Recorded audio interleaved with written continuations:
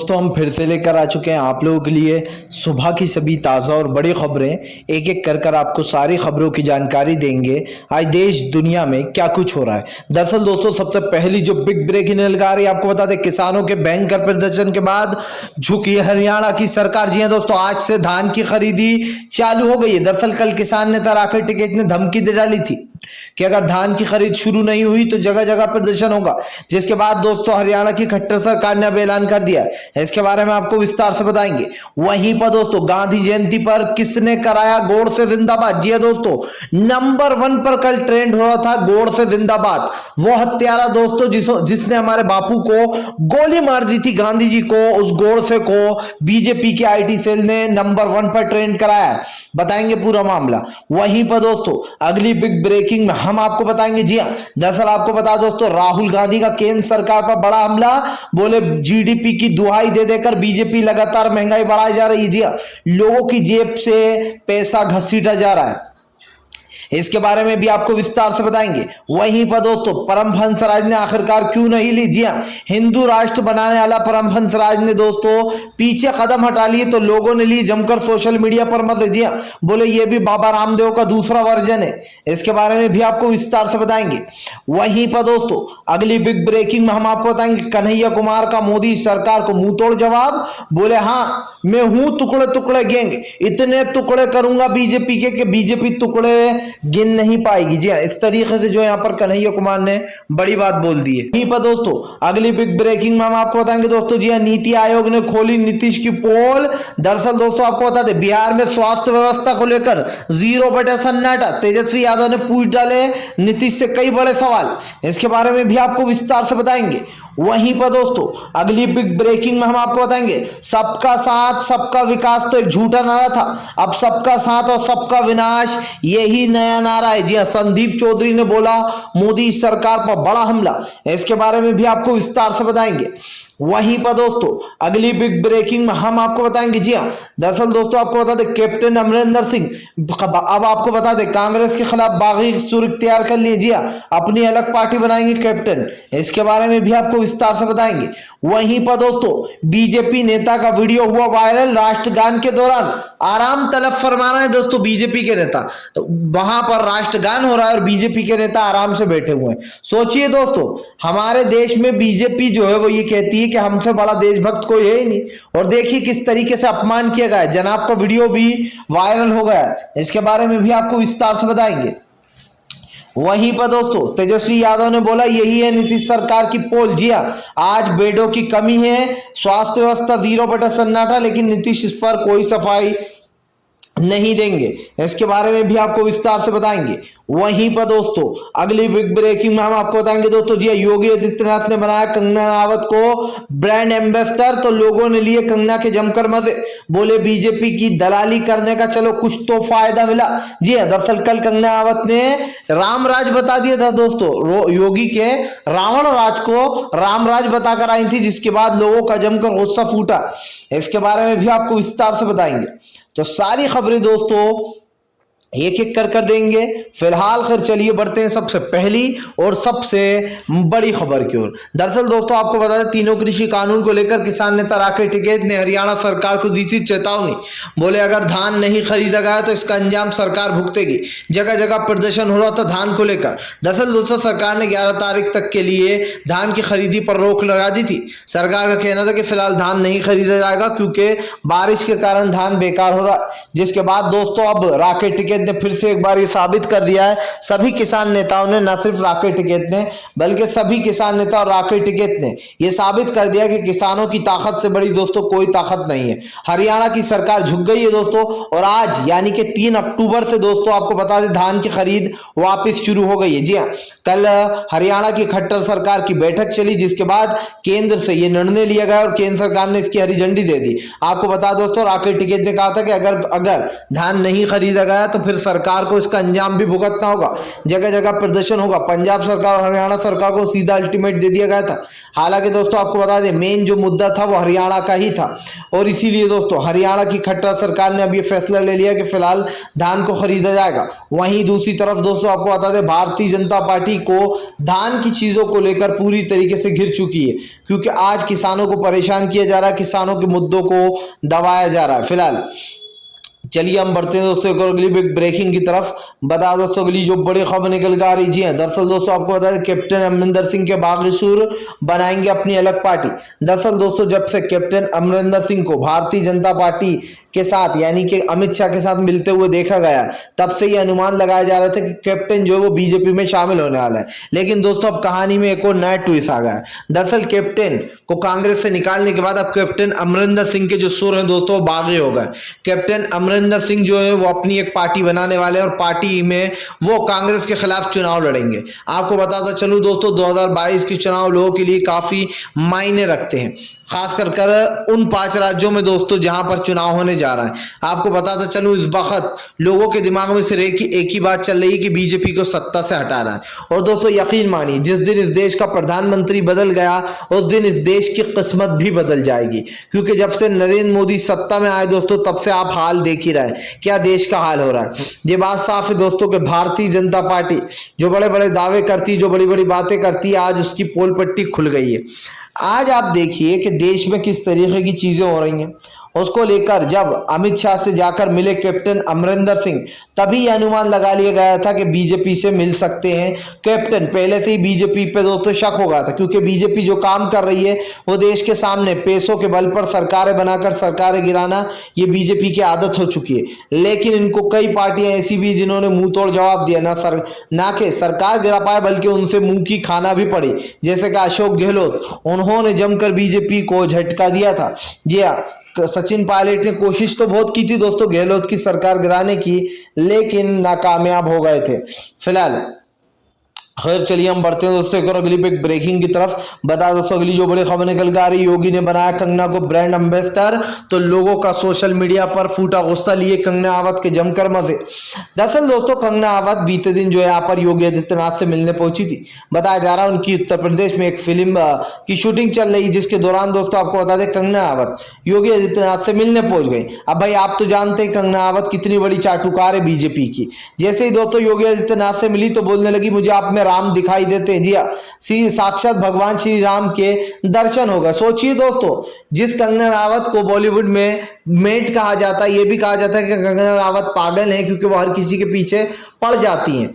और दोस्तों उस कंगना राणावत में दूसरों से बात करने के लिए अकल है, यानी कि इन्हें पता है कि किससे कैसे बात करना है। अब दोस्तों योगी आदित्यनाथ के बाद बार बार पहुंचना, इससे पहले भी कंगना राणावत मिल चुकी है। योगी आदित्यनाथ ने कंगना राणावत को ब्रांड एम्बेसडर बना दिया है। लोगों ने कहा चलो कम से कम रावण राज को रामराज बता दिया तो तोहफा मिल ही गया। जी हाँ, यही फर्क है दोस्तों बीजेपी की चाटुकारिता करने में और बीजेपी के खिलाफ होने में। जिन लोगों का जमीर जिंदा है दोस्तों, और जो लोग जिनके अंदर ताकत है, जिनके अंदर ये पावर है, वो समझते हैं कि हम बीजेपी की बैंड बजा देंगे, वो लोग पंगे ले लेते हैं। लेकिन कंगना राणावत जैसे लोग दोस्तों बीजेपी की चाटुकारिता करने के लिए आम जनता को घेरते हैं, हिंदू मुसलमान करते हैं सोशल मीडिया पर और जानबूझकर ऐसी बातों को उछालते हैं। कंगना राणावत दोस्तों अब जिस तरीके से उत्तर प्रदेश में ये कहकर आई है कि भाई अब आपके यहाँ तो रामराज चल रहा है, लोगों ने जमकर मजे ले लिए, बोले रामराज नहीं रावण राज चल रहा है। जी हाँ, जब से योगी आदित्यनाथ की सरकार आई है उत्तर प्रदेश में, तब से दोस्तों उत्तर प्रदेश का नक्शा ही बदल गया। जिस यूपी को लोग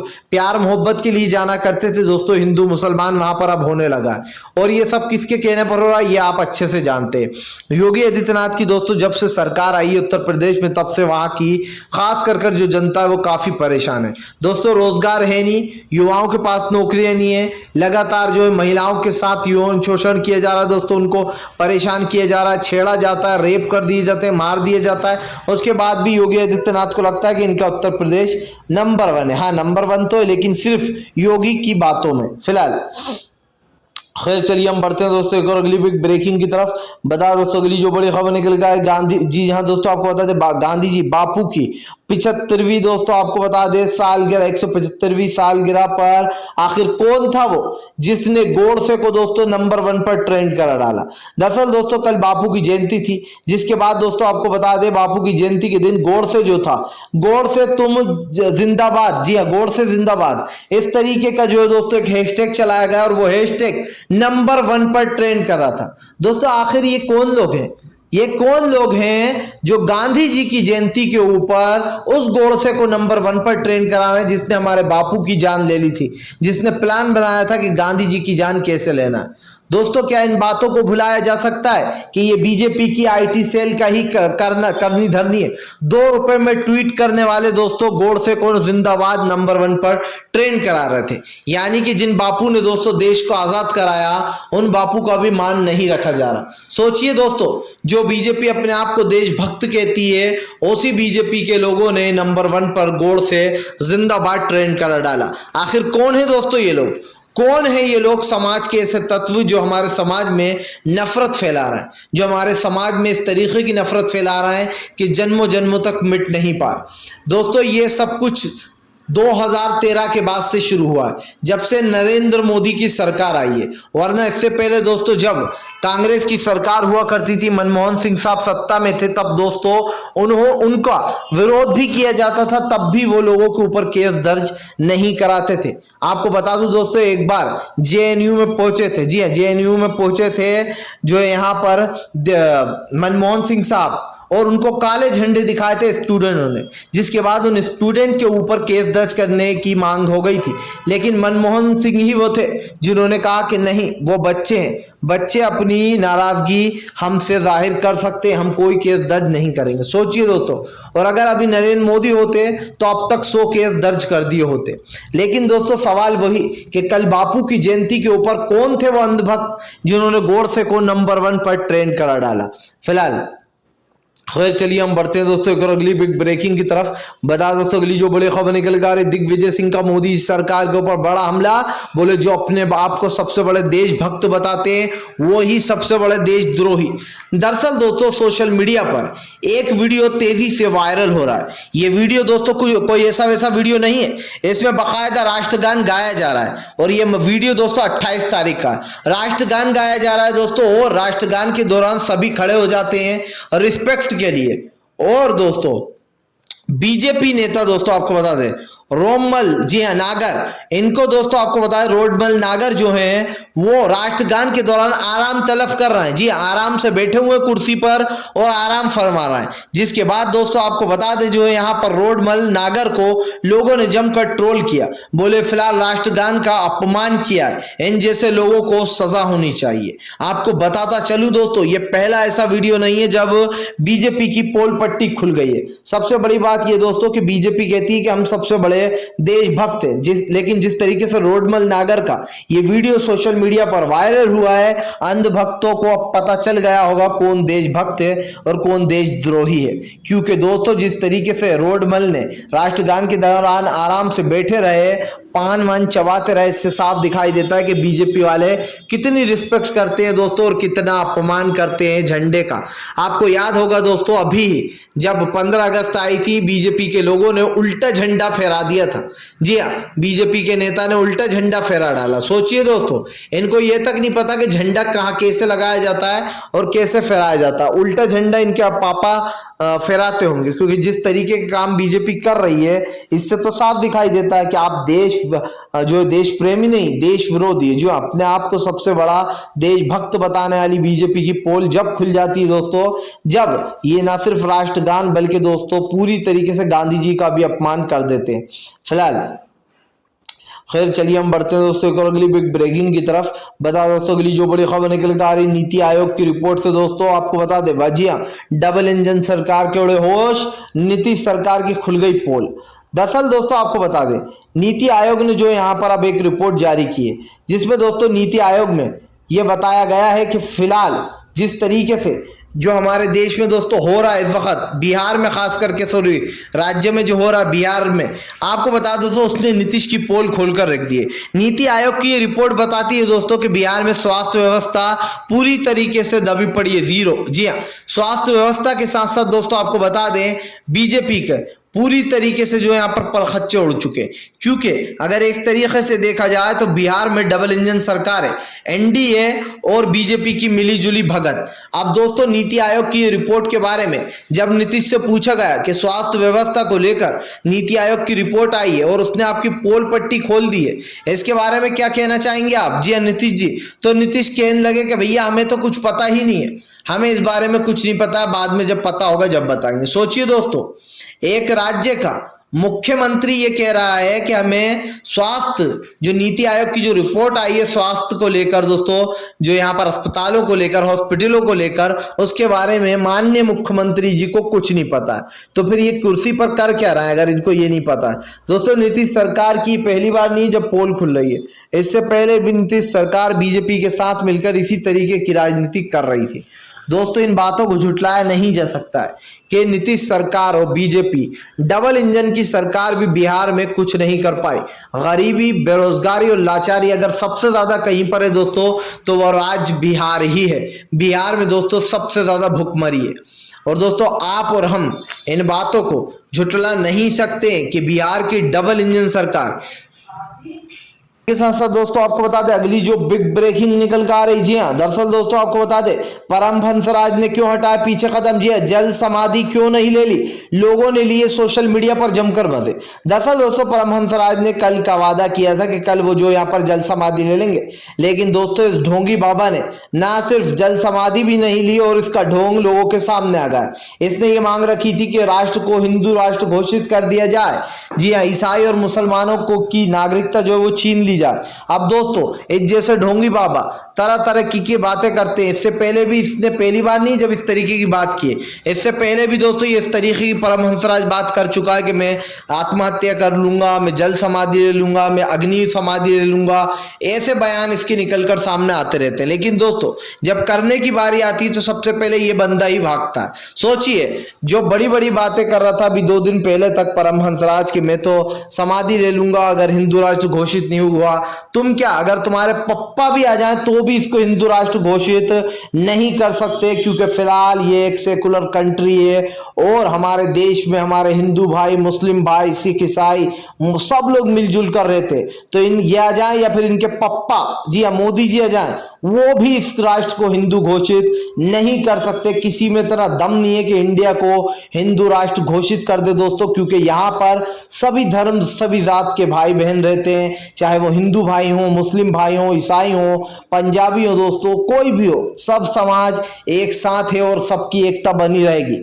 फिलहाल खैर चलिए हम बढ़ते हैं दोस्तों एक और अगली बिग ब्रेकिंग की तरफ। बता दोस्तों अगली जो बड़ी खबर निकल कर आ रही। जी हाँ, दरअसल दोस्तों आपको बता दें अब जो यहाँ पर नंबर 1 पर गोडसे ट्रेंड होने के बाद भाजपा पूरी तरीके से घिर गई है। दरअसल दोस्तों वरुण गांधी ने भाजपा पर ही हमला बोल दिया। वरुण गांधी ने कहा कि जो लोग गोडसे को नंबर 1 पर ट्रेंड करा रहा हो, शर्म आनी चाहिए तुम लोग को। जी हाँ, शर्म करो, उस गोडसे को नंबर 1 पर ट्रेंड करा रहा हो जिसने हमारे देश के गांधी महात्मा बापू जी की जान ले ली, जिन्होंने देश को आजाद कराया था अंग्रेजों के चुंगल से। दरअसल दोस्तों आपको बता दें अब वरुण गांधी ने भी जो यहाँ पर भाजपा पर ही अपना निशाना साध लिया। वरुण गांधी ने साफ कहा है कि वो ऐसे लोगों को माफ नहीं करेंगे जो लोग गोडसे की पूजा करते हैं और गोडसे को ट्रेंड करा रहा है, जिंदाबाद करा रहा है। गोडसे जिंदाबाद कल नंबर 1 पर ट्रेंड हुआ और ये सब कुछ दोस्तों बीजेपी की करनी थी। आप देखिए एक तरफ दिखावे के लिए प्रधानमंत्री बापू के दर्शन करने जाते हैं, दूसरी तरफ अपनी बीजेपी की आईटी सेल को पीछे लगा देते हैं कि करो नंबर 1 पर ट्रेंड करवाओ। दोस्तों साफ दिखाई दे रहा है बीजेपी क्या राजनीति कर रही है। जी हाँ, फिलहाल खैर चलिए हम बढ़ते हैं दोस्तों एक और अगली बिग ब्रेकिंग की तरफ। बता दोस्तों अगली जो बड़ी खबर निकल कर आ रही। जी हाँ, कन्हैया कुमार भड़के बोले फिलहाल हाँ मैं हूं टुकड़े टुकड़े गैंग। जी हाँ, लेकिन मैं सबसे ज्यादा टुकड़े बीजेपी के ही करूंगा। दरअसल दोस्तों जब से बीजेपी में जब से कांग्रेस में कन्हैया कुमार गए हैं तब से पूरी गोदी मीडिया को आग लगी पड़ी है। कुछ लोग कन्हैया कुमार को टुकड़े टुकड़े गैंग नाम दे रहे हैं। और दोस्तों ये कौन है? ये लोग वो मीडिया, ये नंगी मीडिया है जो कि लगातार मोदी सरकार की तारीफ में कसीदे पढ़ते पड़ती है। अब दोस्तों इस सरकार की पोल खुल गई है। आपको बताता चलूं, भारतीय जनता पार्टी के खिलाफ लोगों ने मोर्चेबंदी कर दी है। इस मोर्चेबंदी का मतलब सुनिए, कन्हैया कुमार ने दोस्तों साफ कह दिया कि हाँ, हम हैं टुकड़े टुकड़े गैंग। अगर बीजेपी को लगता है कि हम टुकड़े टुकड़े गैंग हैं, हम उसके खिलाफ सच्चाई बोल देते हैं तो उसको बुरा लग जाता है, तो जाओ, आज मैं कहता हूं मैं टुकड़े टुकड़े गैंग हूं और सबसे पहले मैं बीजेपी के ही टुकड़े करूंगा और इतने टुकड़े करूंगा कि बीजेपी समेटते समेटते थक जाएगी। जी हाँ दोस्तों, कन्हैया कुमार का यह जबरदस्त डायलॉग के बाद बीजेपी चित। फिलहाल अगर आप भी शांतिपूर्ण ढंग से पीएम की इन सभी गलत नीतियों का दिल से विरोध करते हैं तो इस वीडियो को ज्यादा से ज्यादा शेयर कीजिए, लाइक कीजिए, और अगर आप हमारे चैनल पर पहली बार आए तो सब्सक्राइब करने के साथ साथ पास में एक घंटी आएगी यानी कि बेल आइकन, उसको जरूर दबाएं ताकि हमारे हर वीडियो की अपडेट आपको मिल पाए।